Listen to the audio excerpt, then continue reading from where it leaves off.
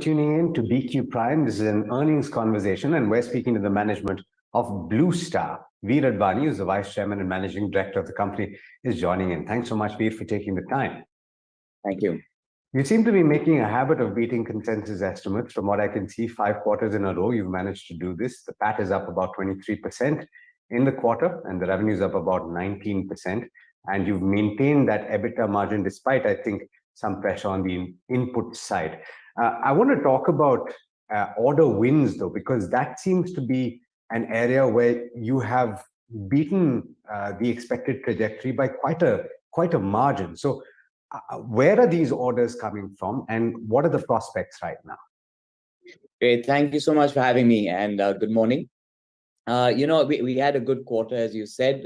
Revenue came in close to 1,800 crores, and EBITDA came in at about 105 crores. You did mention we managed to maintain EBITDA margin, but that has happened, largely on account of volume growth. You can see some margin pressure. So we do know that, I think you're aware that raw material prices have been creeping up again, and market prices have been difficult. We're not unable to pass on these increases to the market. So there is some challenge on gross margin, but I think we've done well to make up with volume. So I think that's how the numbers have come in.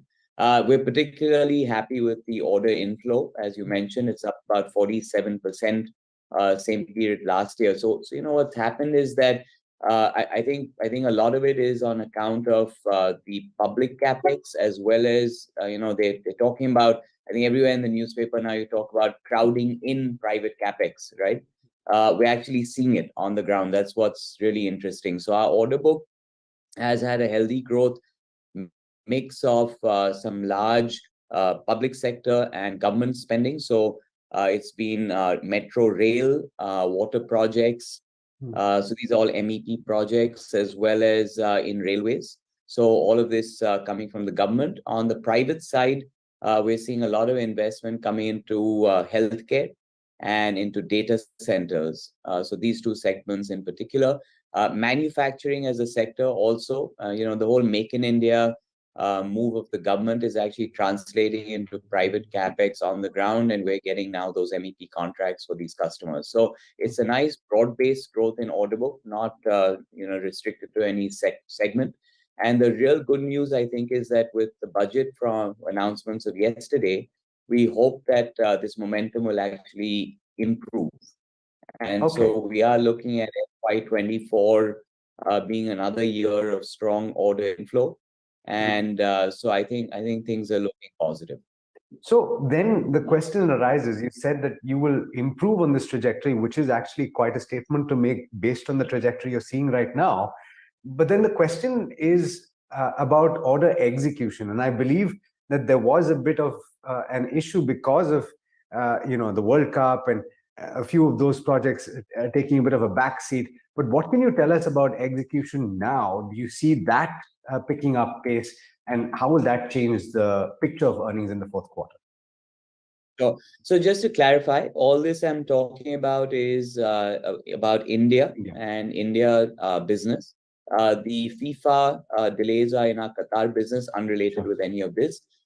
So it is very much the India growth story that we are banking on. Now, as far as execution is concerned, of course, so the good news is that cash flow in the market is quite strong. For several years now, we were actually holding back execution on account of cash flow issues of our customers. We're actually seeing cash flows improving, and as they improve, we're able to actually improve the execution. So we have a carry forward order book. It is executable. There is money coming from customers, and therefore we are able to execute without holding back. Now, having said that, naturally, as you pointed out, resources will start to become a constraint. There's no doubt about it. It's very difficult to ramp up execution at the same pace. But I think we are operating in a narrow space of MEP, as we call it, mechanical, electrical, plumbing, and fire, where we have a market leadership position. And therefore, we are able to attract the right people as we need them. This is a variable cost business. It is a low margin business, as you know. So we we typically do not build up cost in advance of booking orders. That's not how this business works. So I think we're very, very confident that the team will be able to meet the execution challenges, and we should be able to keep pace with the revenue growth that we've shown. So if you see segment one revenue has grown about 20% this quarter, I think one can look at that kind of growth even in next year. I'm actually curious about the mention of the capital employed that has gone up, and you've spoken about higher inventories. Is this across segments? And let me clarify. Sure. So the cash flow I'm talking about has to do with our projects business, which is where the large projects, where the large inflows have come. Our capital employed is up for a different reason. There are actually two reasons there. One is we are still facing supply chain issues in terms of availability of material linked to the last year's semiconductor challenges. So as a company, we took a decision to overstock a lot of these components to make sure that we could execute, the order book on time. In addition to that, you may know that so the government is introducing something called a quality control order, which requires, and that quality control order was supposed to come into effect on January 1, 2023. So we had to pre-order a large amount of material ahead of that date. Subsequently, the government has moved that date to July because industry had a problem, challenges with managing that. It doesn't matter. We're totally fine. It's just that we've advanced some of our purchasing from Q4 into Q3. So I think the capital employed going up has no relation with the cash flow. Actually, our collections have been exceedingly strong over the last few quarters. Fair point. I'm actually curious about the unitary products business as well, Vir, because I believe, if I'm not mistaken, about a year since you went full throttle in the affordable segment as well. What is the change in the mix, and how does that impact margins in that business? Yeah, so the good news is, so first of all, the unitary products business is room air conditioners as well as commercial refrigeration. So they're two independent businesses there. The refrigeration business quickly is doing well. We are indigenizing rapidly because we've commissioned a plant to manufacture deep freezers in the middle of the year, which you're aware of. So that production is fully online. We will begin to see the gross margin improvement in that business on account of all the indigenization that we're doing in that business. So I think FY24 is when you'll see the benefit or impact of that investment that we made. Demand continues to be good. It's QSR, it is hospitality, it is milk, it is ice cream, it is all of that. So we know that consumption is strong, and therefore that business is stable. The room air conditioner business, as you know, is a more volatile business, much more competitive, hyper competitive, as you know, highly dependent on summer demand. And there, of course, is the way you're asking the question. We have moved from premium to affordable premium, and from affordable premium to affordable now. So we now have a 3-tier strategy for the market. We continue to be, a leading player in premium, where we compete with some Japanese players. We do very well there, but it's a shrinking part of the market, as we know, because this product is really going into the belly of the market, into middle-class India, who don't necessarily need that premium product, in their home. So it is affordable premium, and it is affordable. And there, the mix is still more in affordable premium for Blue Star, not for the market. But we are making that transition to affordable well. Street City, which is our new factory, which we commissioned in January of 2023, has come online, is ramping up now. That is where a lot of the affordable products will be shipped from. And so while in Q4, Jan, Feb, March, their contribution is still relatively low compared to the overall sale that we'll do in Q4. But for the full year next year, Sri City will serve about 35% of our overall sales. So quite significant. So that product range will be fully available. Plus, even from our Himachal products, we are migrating from, towards affordable. So I think the move is going well. And in tandem with that, now we need to address our distribution reach, because now that we have this full portfolio of products, there's a lot wider distribution that we can go to. So that's yet to be seen next year. Fair point.